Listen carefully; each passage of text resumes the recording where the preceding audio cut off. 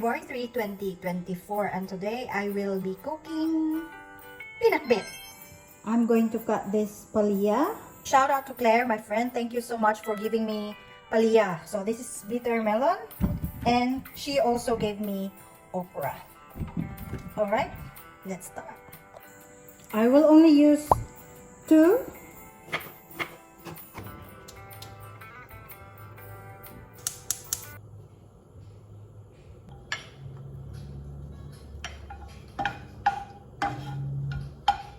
Akong giloto ti pinakbet. What are the ingredients ti pinakbet, diba? So paliya, okra, talong din, no? Ako ko'y talong ti. Nya na lang makumplito na. Next time na makumplito na. So ako na ako'y kalabasa. Na ako'y kaning palihin na ni Claire. Okra sa from Claire. Na ako na lang pong ibutangan ng garlic o onion. Mauna. Kasi kung unahon ti paliya or pumpkin? Pumpkin din.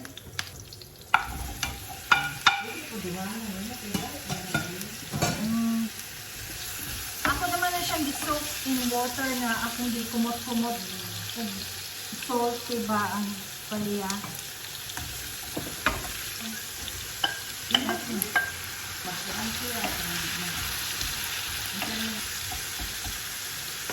Add pepper. Ako nang butangag tubig. Di ka. So, bakuran ni siya. Di ba na ako ni butangan ng salt, diba? Kaya butangan ako shrimp paste. Nanari ka shrimp, diba? Ipalit ko $2.50 yati. Tanaw ti, oh. $2.50 sa IGA. So, this one guys. $2.50 shrimp paste sa kuan sa IGA. If you want to buy. Asa sa linya sa mga International Eye. Social. International Eye. Hey Google, set timer 5 minutes. Okay, 5 minutes. Starting now. Google, stop! Kani ato na yung ibutangan ng okra. Ata ni last.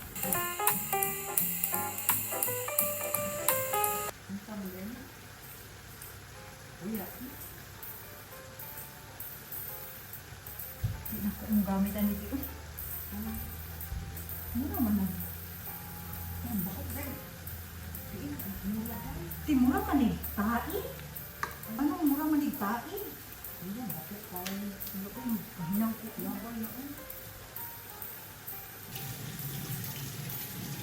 Ilang tamo gamit og shrimp paste. Kari na lang pinkies fish tinga fried. Tawa ha? Kari na lang, hindi ta madaot ani. ayaw ka na igit. Murag.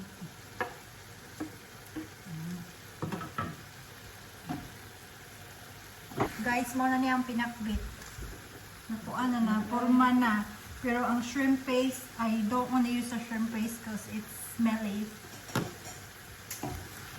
Alam mo yun. Tadang luto na ni. Cook na. Kung ano mo sa akong pinakbit eh. Pasar. Yan.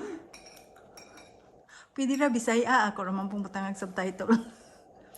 Inka dili luto ang okra. Luto sa baka. Oh, sige, makaon po ko eh. Isa. Crunchy. Crunchy o al dente lagi. Kaysa ni kaon na po ko. Wala, init ra ba din ni? Madaot niya itong kuha.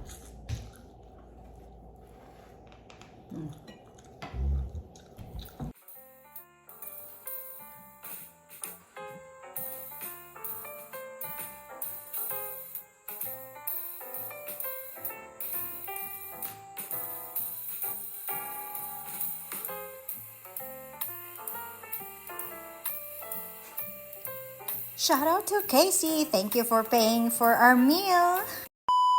February 4, 2024. Today, we are visiting our friends from Kuranda.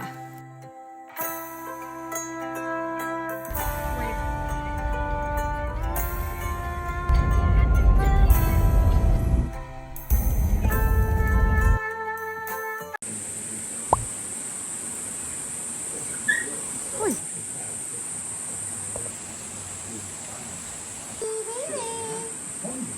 Raining.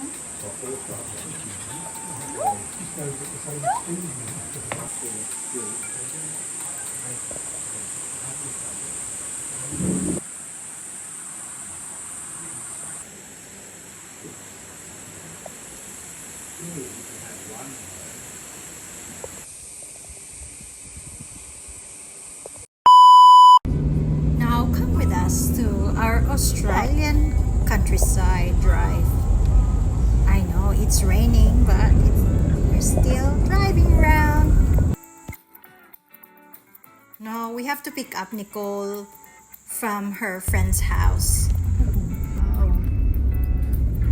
She was having a sleepover.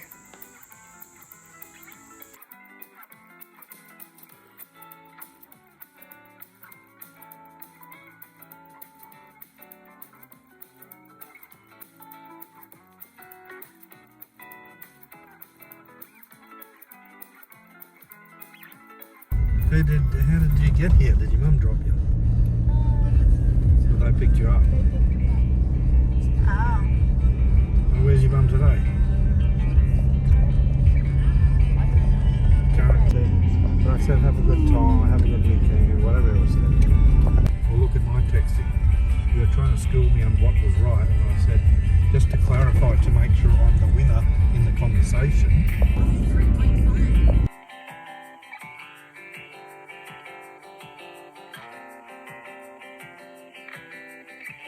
Shout out to my sister Ate Virgie, my niece Gizelle, and my nephew Casey. Thank you so much for visiting us. You are welcome to come here anytime. Thanks for watching. See you in my next one. Please don't forget to subscribe to my channel and hit that notification bell. Bye.